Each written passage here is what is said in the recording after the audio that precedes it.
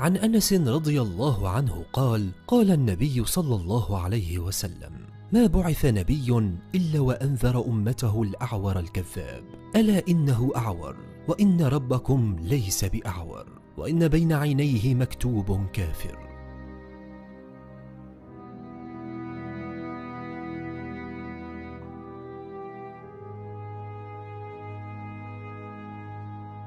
ما علاقة التنظيمات السرية والمملكة العميقة بقصة الدجال؟ وما هي حقيقة تحرره وقيادته للعالم قبل ظهوره العلني؟ بل ما هو الأمر الذي يحدث اليوم ويؤكد الشكوك أكثر؟ سنخوض معكم في تحليل فكري لتلك الأفكار للتوصل إلى استنتاج يفتح الأبصار، لنروي لكم الموضوع المختار من علامة نهاية الزمان.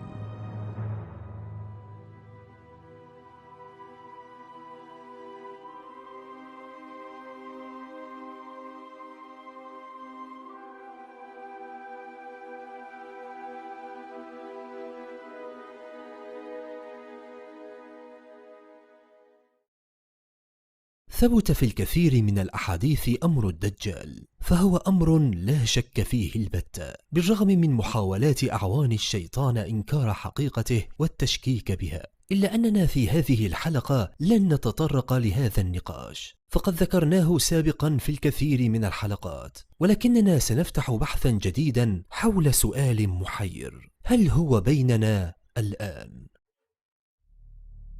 قبل بداية الكلام لابد أن نرتكز على دليل وبرهان يفتح لنا الطريق إلى حقيقة هذا البيان. في رواية تميم الداري التي أخبر بها رسول الله صلى الله عليه وسلم، تبين أن الدجال إنسان موجود منذ القدم، والله أعلم، ودليل ذلك قول الرسول: خروج الدجال، وليس ولادته. وأيضا عندما أوجس الصحابة خفية من ابن الصياد خشية أن يكون هو الدجال، قال لأحدهم: إنه ليس هو، ولكنه يعلم بمكانه، أي أنه موجود ذلك الوقت، وهو ما أكده الصحابي تميم في رحلته مع الثلاثين إلى الجزيرة التي ظهرت في عباب البحر المجهول. ويرجع الكثير من الباحثين إلى أن السامري هو الدجال، وفقا لما دار بينه وبين موسى عليه السلام. وفقا لما جاء في الأحاديث التي بيناها سابقا، يدلنا هذا وبوضوح أننا في القسم الأول من المرحلة الثالثة التي يحكم بها سيدهم من وراء الكواليس عبر وسيط أو خادم بينه وبين المراتب 32. وقد وجدنا هذا صراحة في الدستور الخاص للتنظيم الهرمي الذي أشرنا إليه سابقا في وثائقي فرسان المعبد، إلا أنه أوقف وحذف بشكل قصري، وسيعيد أندوريا طرحه من جديد في مذكراته قريبا. إذن الدجال يتربع على عرشه اليوم، والخادم يمتثل لأمره، فيتلاعب بعقول البسطاء عقليا ودينيا في 3 أمور: الأمر الأول إنكار وجود الله واستبداله بالعلم، والأمر الثاني تكذيب أحاديث الرسول عن الدجال، وأما الأمر الثالث جعل حقيقة الشيطان مجرد وهم لا أكثر، ويتم ذلك حسب كل فئة. فالفئة العلمانية التي لا تؤمن إلا بالعلم يطبق عليها الأمر الأول، وهو إنكار وجود الله، وأما الفئة ذي التدين البسيط يطبق عليها تكذيب أحاديث الرسول حول الدجال. وبالنسبة للفئة المشككة والضائعة يتم إقناعهم أولا أن الشيطان مجرد وهم وأساطير، بحيث يغلق عليهم باب الربط بين سياسة التضليل والشيطان، ويصبح كل شيء مربوطا بالعلم، وذلك عن طريق خلط العلم الحقيقي بالعلم الزائف، ليتحول بعدها تدريجيا إلى الإلحاد. وهناك من يسأل سؤالا غريب: ما الهدف في التشكيك من حقيقة الدجال؟ وهذا سؤال يدل على أنه أقرب للفئة الضائعة بين اليقين والتشكيك، لأن الهدف من ذلك هو محو ذكر الدجال بين الناس حتى ينسوه ويصبح مجرد أسطورة من الأساطير. وعندما يخرج عليهم ويدعي الألوهية يكون أغلب الناس نائمين بعدما أيقنوا أن لا وجود للدجال، فيصدقونه ويتبعونه. وأما من يعلم بحقيقته مسبقا ويخشى الله قد يكون له نصيب ممن سينجيهم الله من تلك الفتنة العظيمة. أقبل الصحابة يوما على رسول الله صلى الله عليه وسلم مستفسرين من كثرة حديث الرسول عن الدجال، فأجابهم الرسول قائلا: أفغير الدجال أخشى عليكم؟ إذ يقول رسول الله صلى الله عليه وسلم: لا يخرج الدجال حتى يذهل الناس عن ذكره، وحتى تترك الأئمة ذكره على المنابر، وهو ما يتم الآن حرفيا عبر شن حملة كبيرة ضد صحيح البخاري ومسلم، وجعل حقيقة الدجال مجرد أسطورة لا أكثر. وأما sanctions. 5 days sanctions against Putin and his thugs, 70 years of oppression by the Palestinians, and it wouldn't be, what was the word you used? It wouldn't be helpful to impose sanctions. Amnesty International are calling for Israel to be referred to the International Criminal Court for crimes against humanity. Will you support it? They are calling for targeted sanctions against Israeli officials who are perpetuating the system of apartheid. Just exactly the same types of sanctions you've just initiated against Vladimir Putin. Will you support it? And I think the answer is clearly you're not going to.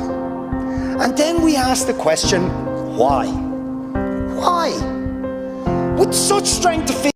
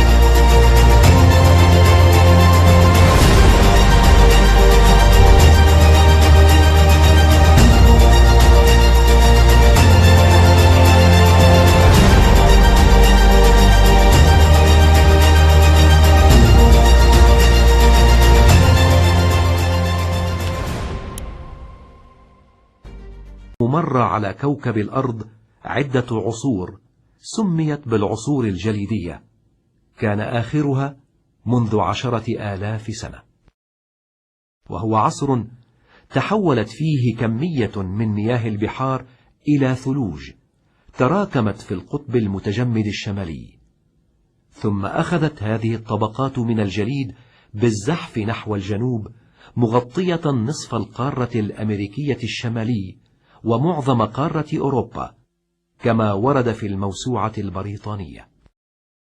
تأثرت شبه جزيرة العرب بهذا الزحف الجليدي، فازدهرت الحياة النباتية، وتوافرت المياه على شكل أنهار وينابيع، مما منح شبه الجزيرة العربية مناخا معتدلا ومطيرا. والدليل على وجود هذه الحياة النباتية هو ذلك الاحتياطي الكبير للنفط الموجود في شبه جزيرة العرب اليوم. فالنفط هو نتيجة تفاعل المواد العضوية النباتية الكثيفة والبقايا الحيوانية التي عرفتها الجزيرة منذ آلاف السنين. يشير الجيولوجيون اليوم إلى أن العواصف الثلجية التي تضرب أوروبا وأمريكا بين الحين والآخر هي علامة على بداية عصر جليدي قادم، تعود بسببه شبه الجزيرة العربية إلى سابق عهدها مروجا وأنهارا. قبل اكتشاف هذه الحقائق العلمية ب14 قرنا، قال محمد بن عبد الله صلى الله عليه وسلم: لا تقوم الساعة حتى تعود أرض العرب مروجا وأنهارا. حديث صحيح رواه مسلم. في هذا الحديث وجهان من الإعجاز العلمي.